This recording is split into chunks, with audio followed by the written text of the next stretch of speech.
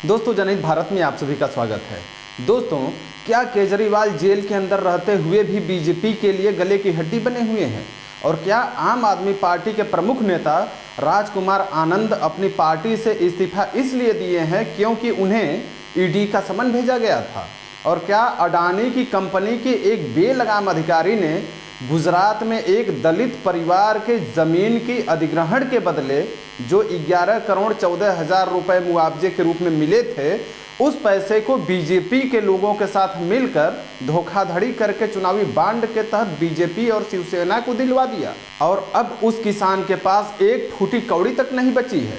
और चुनाव नज़दीक आने के दौरान जिस तरह से CSDC सर्वे का रिपोर्ट सामने आई है, उस पर मोदी सरकार घिरती हुई नजर आ रही है। इन सभी मुद्दों पर विस्तार से चर्चा करेंगे और जानने का प्रयास करेंगे कि आखिर सच क्या है। दोस्तों, अरविंद केजरीवाल जेल के बाहर भी बीजेपी के लिए सरदर्द बने हुए थे और जेल के अंदर जाने के बाद भी बीजेपी का संकट खत्म होने का नाम नहीं ले रहा है। जिस तरह से अरविंद केजरीवाल ने अपनी पत्नी के माध्यम से जनता के नाम संदेश भिजवाया है, जिसमें कहा गया है कि हम जेल के अंदर भले ही हैं, लेकिन दिल्ली की जनता को किसी भी तरह की दिक्कत नहीं आनी चाहिए। सरकार और पार्टी को जनता की सेवा जारी रखनी है और हम सभी को जनता के सुख दुख में साथ खड़ा होना है। साथ में उन्होंने संदेश में यह भी कहा था कि 14 अप्रैल को बाबा साहेब की जयंती पर देश भर में संविधान बचाओ तानाशाही हटाओ दिवस मनाया जाए। इस समय देश के संविधान को बचाना हमारी प्राथमिकता है। इसके लिए हम सभी यातनाएं सहने को तैयार भी हैं। लेकिन आम आदमी पार्टी में मंत्री रहे राजकुमार आनंद ने इस्तीफा दे दिया और कहा कि आम आदमी पार्टी में हमें घुटन महसूस होती है। लेकिन संजय सिंह का बीजेपी सरकार और मोदी पर यह आरोप है कि आम आदमी पार्टी को तोड़ने के लिए ईडी और सीबीआई का इस्तेमाल किया जा रहा है और राजकुमार आनंद को 12 अप्रैल के लिए समन भेजा गया था और ईडी के द्वारा भेजे गए समन की पुष्टि इंडियन एक्सप्रेस ने भी की है। तो सवाल यह है कि क्या मोदी सरकार वास्तव में ईडी और सीबीआई का इस्तेमाल करके अन्य पार्टियों को चुनाव के समय डिस्टर्ब करना चाहती है? और अगर डिस्टर्ब करना चाहती है तो क्या यह बात साबित नहीं हो जाती है कि 2024 का चुनाव में बीजेपी की स्थिति कहीं न कहीं नाजुक बनी हुई है? इसी के साथ द क्विंट न्यूज में एक नया मामला सामने निकल कर आ गया है, जिसमें अडानी वेल्सपन कंपनी ने गुजरात में एक दलित परिवार की जमीन अधिग्रहण कर लिया और अधिग्रहण करने के बदले में उसे 11 करोड़ 14 हज़ार रुपए का भी दिया है। लेकिन किसान के अनुसार अडानी वेल्सपन ग्रुप के अधिकारियों और बीजेपी अंजार के अध्यक्ष हेमंत रजनीकांत शाह ने उस किसान परिवार को इनकम टैक्स विभाग का डर दिखाया और जब परिवार डर गया तो उस परिवार के सामने इलेक्टोरल बांड स्कीम की चर्चा की और उस परिवार को बताया कि यह इलेक्टोरल बांड एक ऐसी स्कीम है जिसके तहत कुछ सालों में ही पैसा 1.5 गुना हो जाएगा और परिवार को झांसे में लेकर 11 करोड़ रुपए का इलेक्टोरल बांड खरीदवा दिया।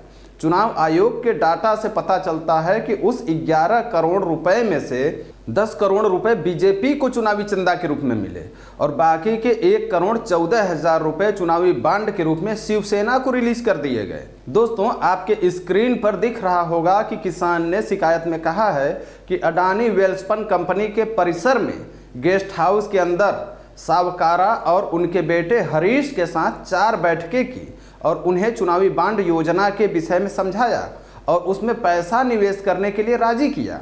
उन्होंने बताया कि आयकर को लेकर परेशानी हो सकती है और इस स्कीम से अच्छे से रिटर्न मिल सकता है।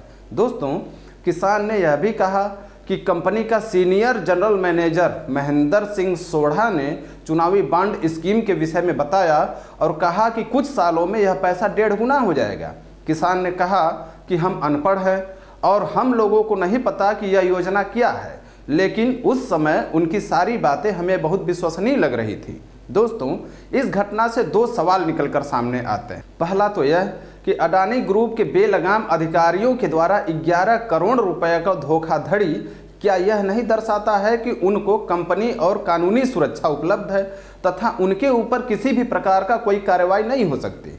दूसरा सवाल और भी खतरनाक है कि जिस चुनावी बांड की चर्चा सुप्रीम कोर्ट से लेकर तमाम लोगों के बीच 2024 चुनाव का मुख्य मुद्दा बना हुआ है, उस चुनावी बांड की जानकारी गांव में रहने वाले करोड़ों किसानों को नहीं है। इस स्थिति में किसान लोकतंत्र और देश हित में तर्क की कसौटी पर किसी भी पार्टी को कैसे परख सकते हैं और किसी भी नेता और पार्टी को चुनने का वह क्या आधार बनाते होंगे। इसी के साथ चर्चा कर लेते हैं CSDC लोकनीति सर्वे की, जो सर्वे लोकनीति और द हिंदू ने मिलकर किया था। उन लोगों के सर्वे में यह बात सामने आई है कि आम जनता के बीच राम मंदिर और भ्रष्टाचार बड़े मुद्दे नहीं हैं, बल्कि आम लोगों के बीच बेरोजगारी, महंगाई आदि बड़े मुद्दे हैं। रिपोर्ट में लगभग 2/3 लोगों ने कहा है कि पहले की तुलना में नौकरियां मिलना बहुत मुश्किल हो गया है और 71% मतदाताओं ने कहा है कि उनके लिए सबसे गंभीर और चिंता का विषय महंगाई है और पहले की तुलना में महंगाई बहुत ज़्यादा बढ़ गई है। और 55% लोगों का मानना है कि इस देश में भ्रष्टाचार एक बड़ा मुद्दा है और मोदी सरकार आने से भ्रष्टाचार बढ़ा है। आपको जानकारी दे दें कि 2019 में लोकसभा चुनाव के दौरान इसी सर्वे में मात्र 44% लोगों ने ही कहा था कि भ्रष्टाचार बढ़ी हुई है।